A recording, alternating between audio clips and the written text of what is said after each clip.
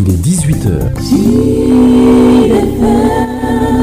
Sud Soir, le journal.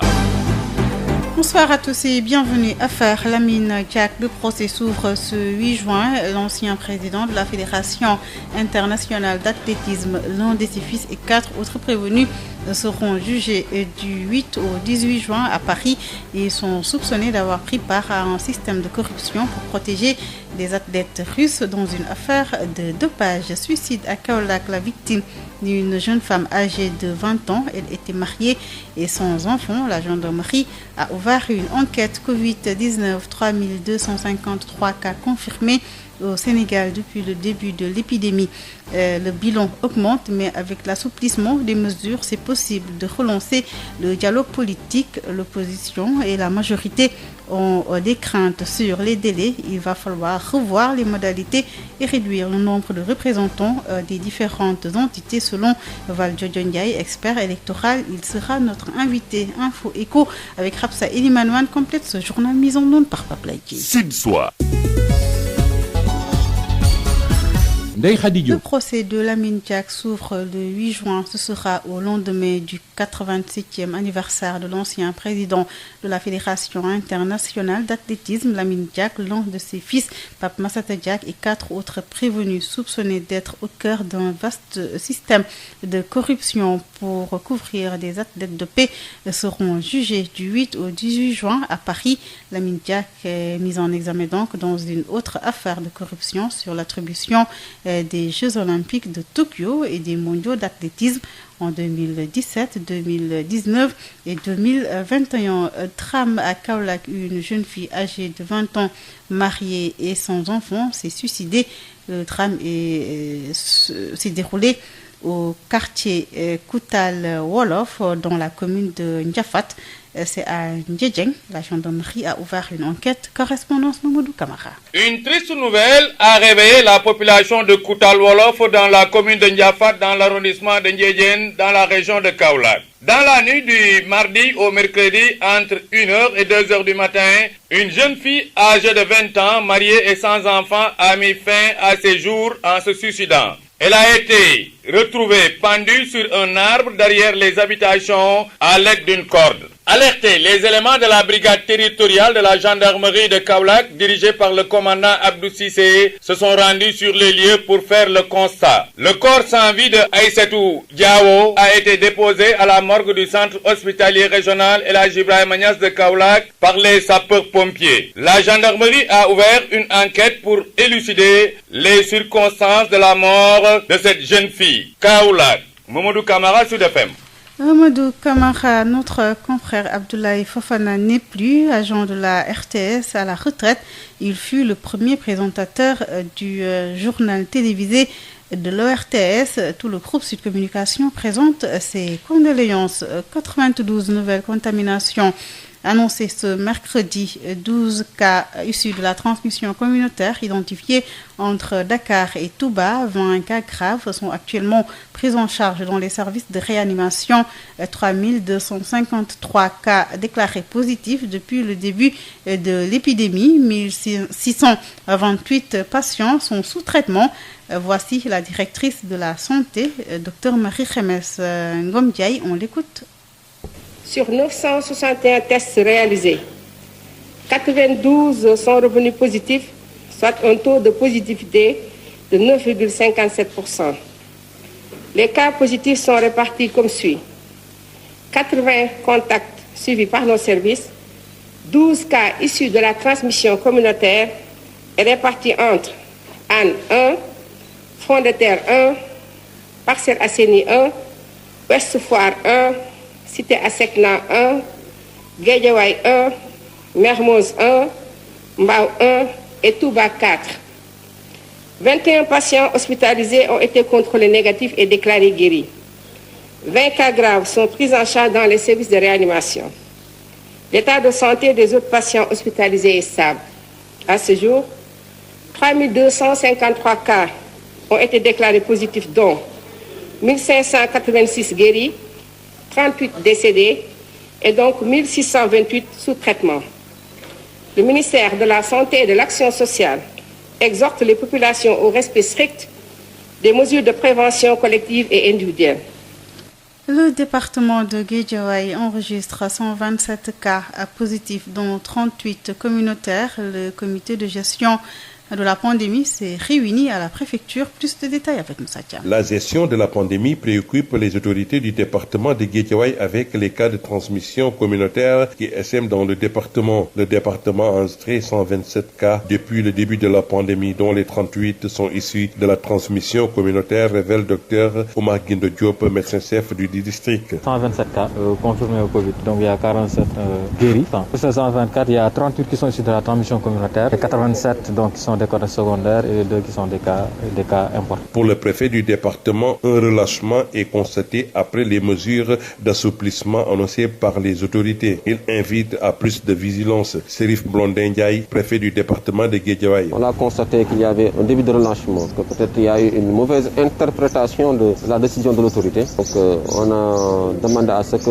on demandé un assouplissement, mais ça ne veut pas dire que les gens doivent retourner à leurs anciennes habitudes. C'est l'occasion maintenant de demander ou bien d'inviter la communauté à mieux prendre en charge la question. Ce n'est plus une question seulement de la santé, c'est une question de toute la communauté. Donc il faudrait qu'on le comprenne ainsi. Tous les acteurs sont au niveau de la communauté, puissent s'approprier des mesures qui ont été édictées, mais également pouvoir véhiculer l'information, la sensibilisation au niveau de la communauté. Donc c'est ça la démarche. Pour le médecin-chef du district, une nouvelle approche est de mise, une approche axée sur la communication pour un engagement communautaire. En tout cas, pour ce qui concerne sur le plan sanitaire, je pense que l'approche actuellement est axée sur le renforcement de la communication, la sensibilisation, mais aussi sur la prévention et dans le cas et le dépistage. Donc on insiste beaucoup sur le dépistage des contacts et une communication qui s'est axée vers la modification, l'amélioration du comportement. La situation de positivité au Covid-19 du maire Alioune Sall est évoquée dans la salle. L'institution municipale n'est pas mise sous quarantaine, même si sa dernière fréquentation par le maire est datée de moins d'une semaine. Guédiawaye, El Hadj Moussa Thiam, Radio Sud FM. Transport du personnel enseignant vers leur lieu de travail par le gouvernement pour la reprise à partir du 2 juin, une mesure qui favorise des rassemblements au terminus Liberté 5 de Dakar Demdik. Pour le secrétaire général du CUSEMS, le ministère de l'Éducation devait multiplier les points de départ pour le respect des gestes barrières et une fois sur les lieux de travail, les enseignants vont évaluer le protocole. S'il y a des manquements, ils ne vont pas reprendre, avertit le secrétaire général du CUSEMS, Abdoulaye Ndoye, avec Ndeye Mariam Ndiaye. Il faudra plusieurs points de départ parce qu'on ne peut pas se battre, on ne peut pas confiner les Sénégalais, fermer les lieux de culte, fermer les établissements scolaires et universitaires. Et ensuite, créer les conditions d'une propagation du virus. On ne peut pas entasser des milliers d'enseignants au terminus de la Liberté 5.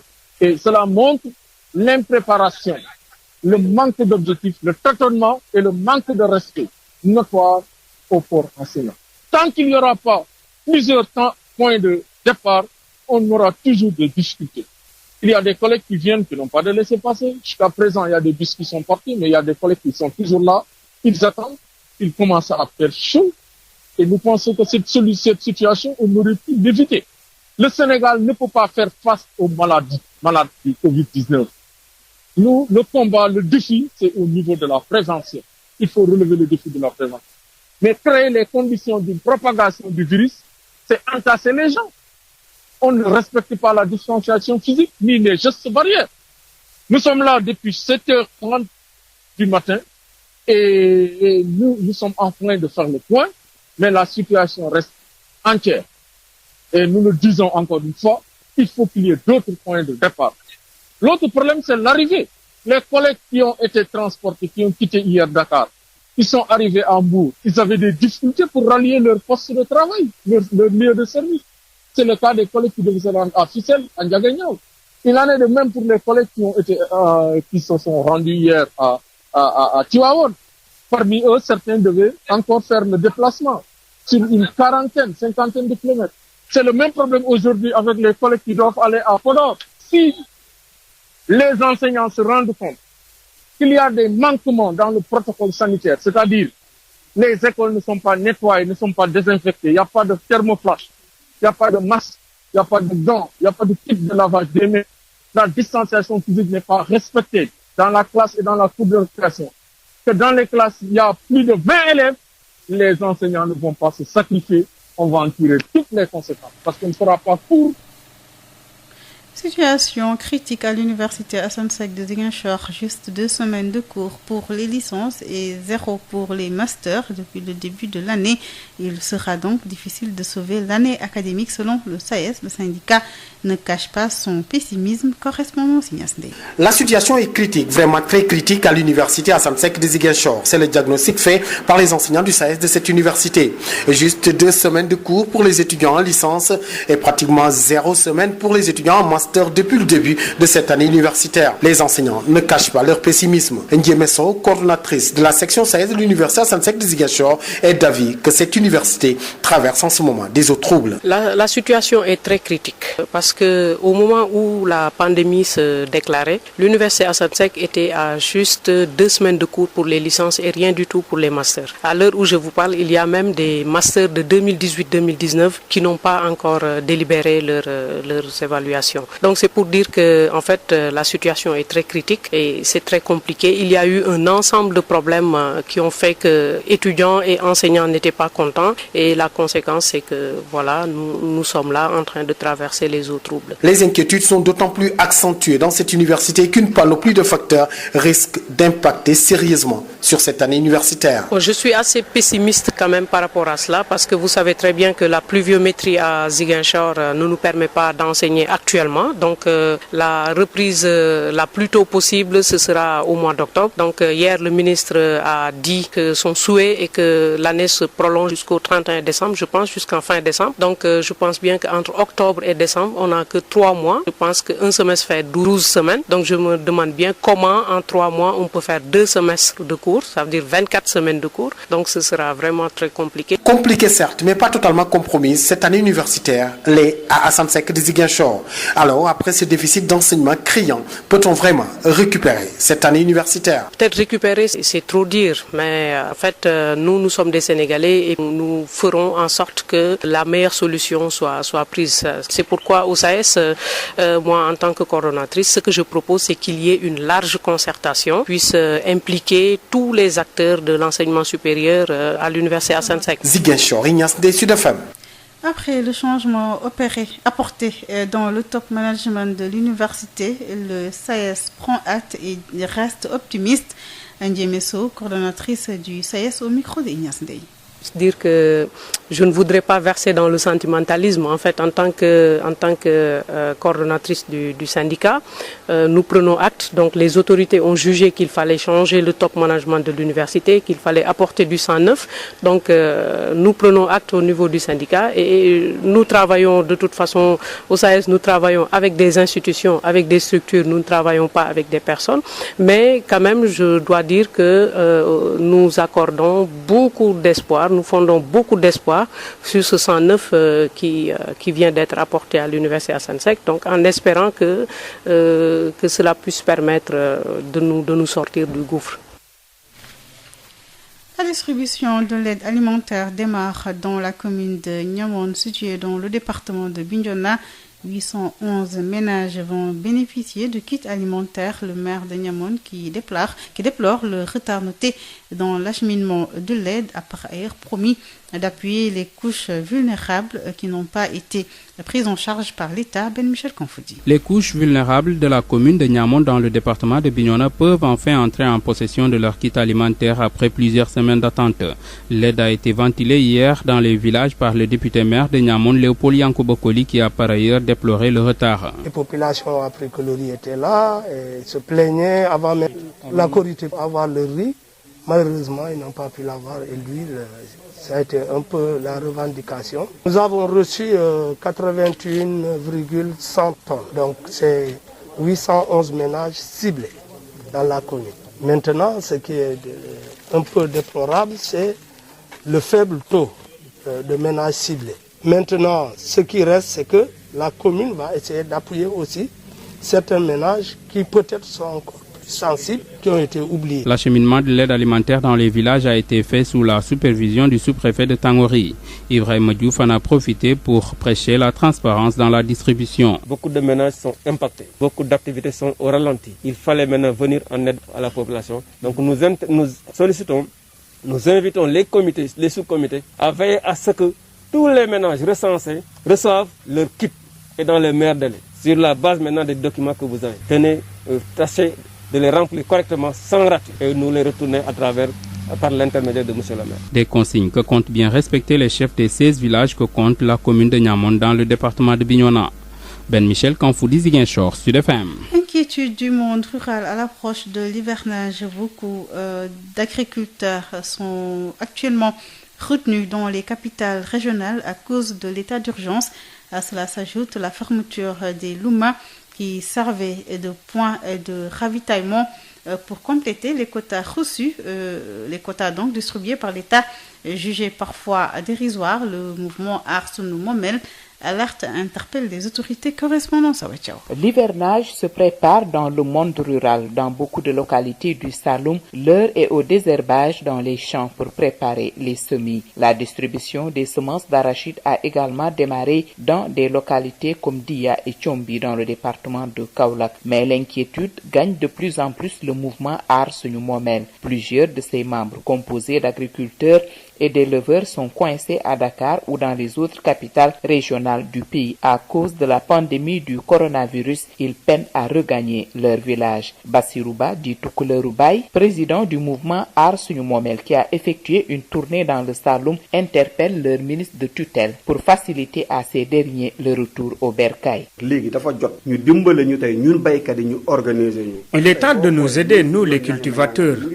Nous demandons à notre ministre de tutelle de faire comme ses collègues, en l'occurrence celui des transports et celui de l'éducation nationale, qui sont en train de convoyer les enseignants dans leur lieu de travail.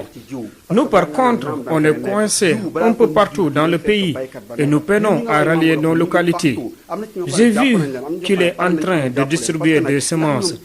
Mais après, qui va les cultiver? La main-d'œuvre est ailleurs. Donc nous demandons à ce qu'on puisse s'organiser afin de permettre aux cultivateurs de rallier leur lieu d'origine.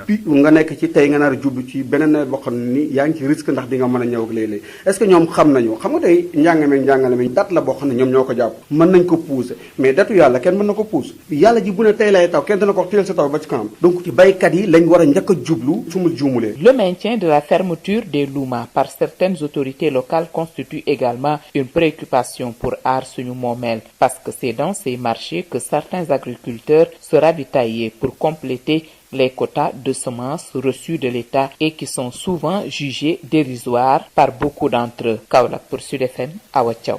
Avec l'assouplissement des mesures, le dialogue politique doit être relancé car l'évolution et la fixation des dates des élections sont liées aux résultats du dialogue. Il faut juste revoir les modalités et réduire le nombre de représentants, entre autres, selon l'expert électoral et représentant de la société civile au dialogue. Il faut reprendre le dialogue dans l'urgence. Valdio Ndiaye, joint par Elhaj Malik Ndiaye. Il est utile d'y aller, de penser fortement à une reprise du dialogue, parce que, étant entendu que nous savons tous que un peu l'évolution, la fixation des dates des élections était un peu liée aux résultats du dialogue. Et que, bon, maintenant, évidemment, il faudrait travailler fortement sur les éléments de modalité. Comment le faire?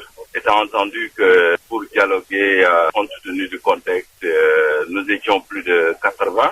Et réunir 80 personnes dans une salle, c'est des éléments de risque assez forts. Mais nous pouvons travailler, par exemple, sur une variabilité du nombre. Variabilité du nombre veut dire, par exemple, diminuer le niveau de représentation pour chaque entité et également travailler à assouplir un peu la démarche et essayer d'aller vite. Parce que en fait, c'est les impacts qui sont un peu inquiétants à ce niveau-là. Parce que nous savons tous aujourd'hui, avec le dialogue qui devait prendre fin au mois de mars, avec cette sanction-là, et aucune mesure juridique n'a été prise par le président. Je pense que si nous réfléchissons sur ça, nous pouvons trouver de bonnes solutions en préservant les membres du dialogue, et également en continuant les travaux, parce que le calendrier républicain risque d'être encore repoussé, parce que normalement, nous savons tous que pour organiser des élections, il faut plusieurs étapes en même temps. Il y aura la phase de révision exceptionnelle des listes électorales, travailler également sur éventuellement si on doit maintenir avec tout ce débat-là sur le parrainage, et organiser également la phase contentieuse de la révision exceptionnelle des listes électorales, le dispatching des cartes, etc. Donc c'est un travail la redéfinition par exemple de la carte électorale. Donc tous ces éléments-là prennent énormément de temps. Donc il y a urgence de relancer ce dialogue? À mon sens, oui, mais il faudrait l'articuler à une démarche assez précise en travaillant sur les modalités. Par exemple, comment nous allons travailler. Je pense que c'est extrêmement important. En attendant de recevoir un invité, l'opposition estime également qu'il est impératif de reprendre le dialogue. 4 points, dont 2 essentiels, doivent être discutés pour la rationalisation du calendrier électoral. Asbabakar Gueye, l'un des plénipotentiaires de l'opposition, relève des risques sur la tenue à date des élections locales. Il dit ses craintes au micro de Isegnan. Je serai affirmatif, tout de go, parce que je pense que comme on nous demande à apprendre à vivre avec le virus, nous devons aussi apprendre à vivre et à dialoguer avec le virus.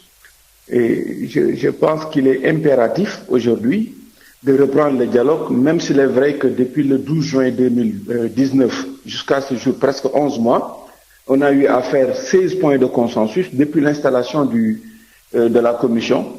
Et il y a aussi une forte recommandation, mais 3 points à rediscuter. Mais il faut dire aux Sénégalais qu'il reste encore 4 points à discuter, dont 2 vraiment essentiels. Et il y a nécessité de reprendre le dialogue, surtout pour le statut du chef de l'opposition et pour la rationalisation du calendrier électoral. Il y a nécessité de reprendre le dialogue. Parce qu'à part ces 2 points vraiment pratiques, il reste aussi 2 autres points, mais en vérité qui sont des points un peu théoriques. C'est-à-dire comment instituer le cadre permanent du dialogue, et le suivi du processus électoral dans un cadre institutionnel.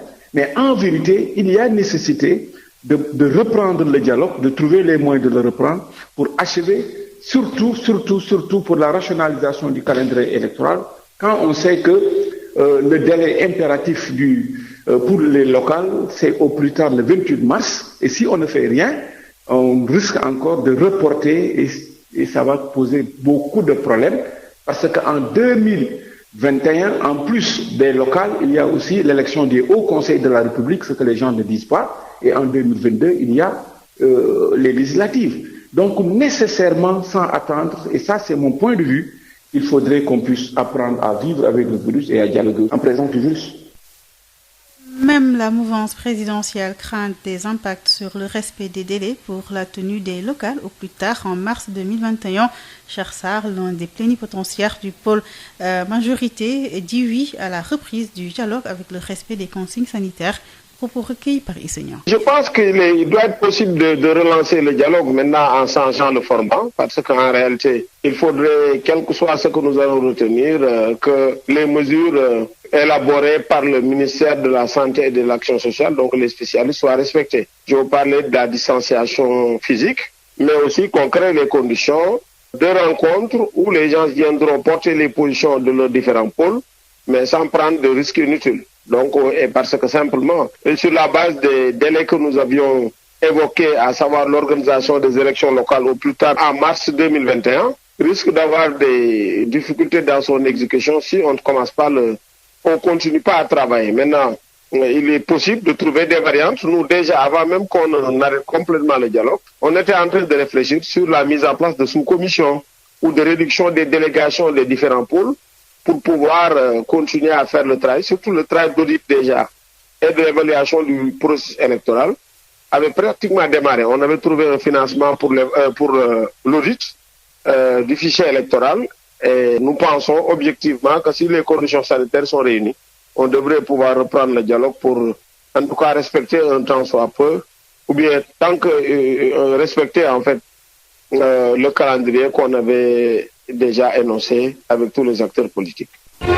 Sud FM, l'invité du jour. Il s'agit de Valdiodio Ndiaye, expert électoral et représentant de la société civile au niveau du dialogue politique. Il revient sur le Covid-19 et la relance du dialogue. On l'écoute avec El Hadj Malick Ndiaye. La rédaction reçoit aujourd'hui Valdiodio Ndiaye. Bonjour. Bonjour. Vous êtes expert électoral et représentant de la société civile au sein du dialogue politique. Alors, le dialogue était à l'arrêt avec la pandémie du Covid-19. Aujourd'hui, avec l'assouplissement, peut-on agiter la relance du dialogue politique? Merci beaucoup. Moi, je pense qu'actuellement, il faut fortement y réfléchir. Parce que, évidemment, il y a un peu une crainte, des réserves à ce niveau-là pour certains. Parce que de peur que, par exemple, qu'on retourne au dialogue et que maintenant les débats politiciens prennent le pas sur la priorité absolue qui est la lutte contre la pandémie de la Covid-19. Bon, ça c'est peut-être un élément de réflexion. Il faudrait travailler sur un élément, sur une démarche de dosage. Mais toutefois, je pense qu'il est utile d'y aller, de penser fortement à une reprise du dialogue, parce que, étant entendu que nous savons tous que un peu l'évolution, la fixation des dates des élections était un peu liée au résultat du dialogue. Et que, bon, maintenant, évidemment, il faudrait travailler fortement sur les éléments de modalité. Comment le faire? Étant entendu que pour dialoguer, compte tenu du contexte, nous étions plus de 80. Et réunir 80 personnes dans une salle, c'est des éléments de risque assez forts. Mais nous pouvons travailler, par exemple, sur une variabilité du nombre. Variabilité du nombre veut dire, par exemple, diminuer le niveau de représentation pour chaque entité et également travailler à assouplir un peu la démarche et essayer d'aller vite. Parce que en fait, c'est les impacts qui sont un peu inquiétants à ce niveau-là. Parce que nous savons tous aujourd'hui, avec le dialogue qui devait prendre fin au mois de mars, avec cette sanction-là, et aucune mesure juridique n'a été prise par le président. Je pense que si nous réfléchissons sur ça, nous pouvons trouver de bonnes solutions en préservant les membres du dialogue et également en continuant les travaux, parce que le calendrier républicain risque d'être encore repoussé, parce que normalement, nous savons tous que pour organiser des élections, il faut plusieurs étapes en même temps. Il y aura la phase de révision exceptionnelle des listes électorales, travailler également sur éventuellement si on doit maintenir avec tout ce débat-là sur le parrainage et organiser également la phase contentieuse de la révision exceptionnelle des listes électorales, le dispatching des cartes, etc.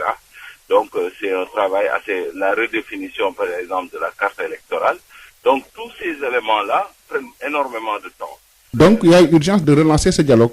À mon sens, oui, mais il faudrait l'articuler à une démarche assez précise en travaillant sur les modalités. Par exemple, comment nous allons travailler. Je pense que c'est extrêmement important. Et éviter également que le débat d'habitude de politique politicienne ne prenne pas le pas sur la priorité absolue qui est la lutte contre le Covid-19, qui est aujourd'hui, à mon sens, la priorité essentielle pour la stabilité de notre nation. En tant qu'acteur de la société civile, est-ce que vous avez déjà discuté avec les responsables du dialogue de ce sujet? À dire vrai, non, parce que nous partons du principe que eux, ils sont suffisamment avertis du contexte politique du pays et que ils ont le sens des responsabilités, parce que nous savons tous à qui nous avons affaire,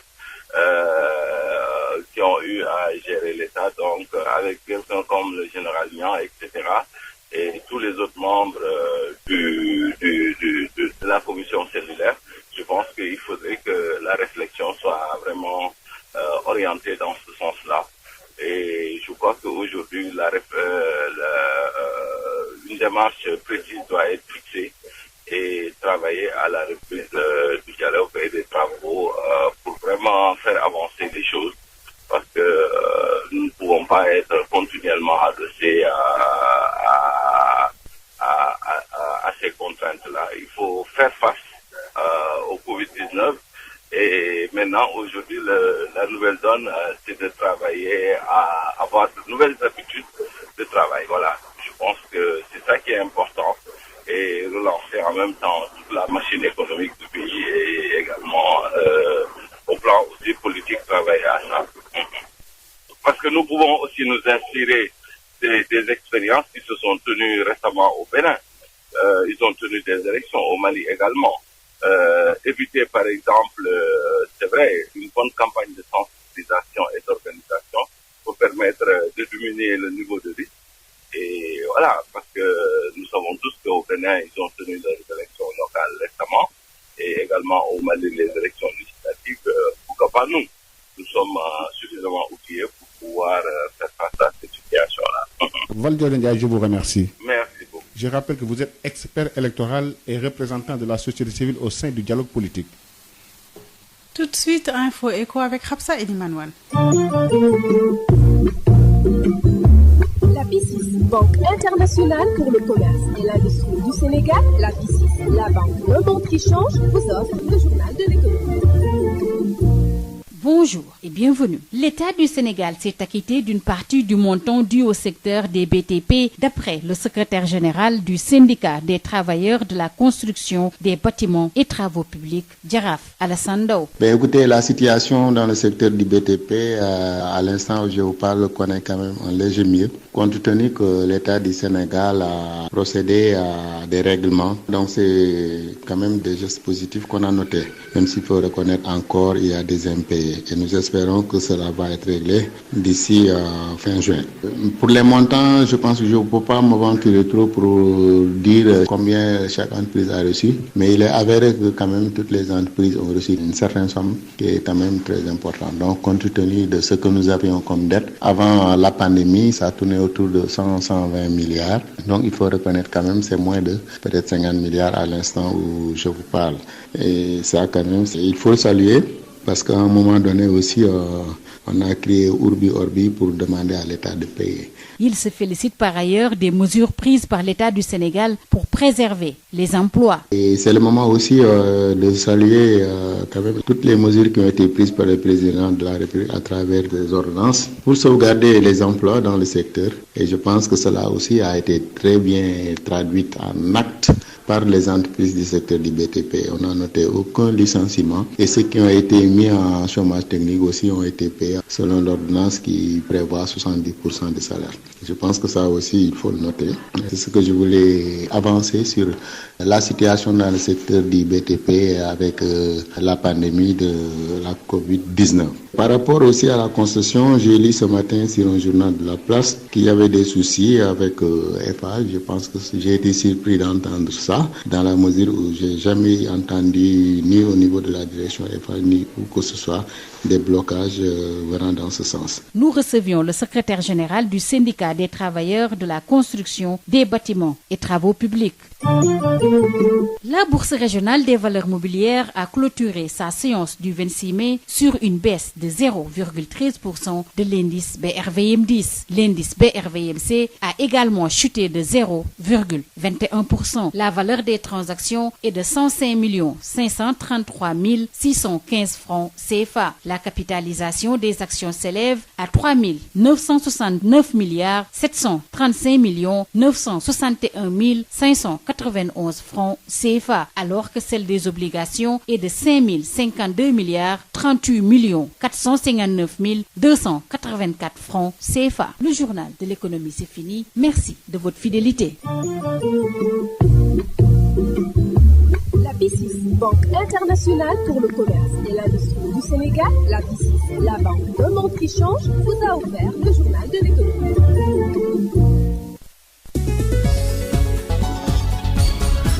Ndeye Khady Diop. Affaire Lamine Diack, le procès s'ouvre ce 8 juin. L'ancien président de la Fédération internationale d'athlétisme, l'un de ses fils et 4 autres prévenus seront jugés du 8 au 18 juin à Paris. Ils sont soupçonnés d'avoir pris part à un système de corruption destiné pour couvrir donc et protéger des athlètes russes dans une affaire de dopage. Suicide à Kaolack, la victime, une jeune femme âgée de 20 ans. Elle était mariée et sans enfant. La gendarmerie a ouvert une enquête Covid-19. 3253 cas confirmés au Sénégal. Le bilan augmente, mais avec l'assouplissement des mesures, il est possible de relancer le dialogue politique.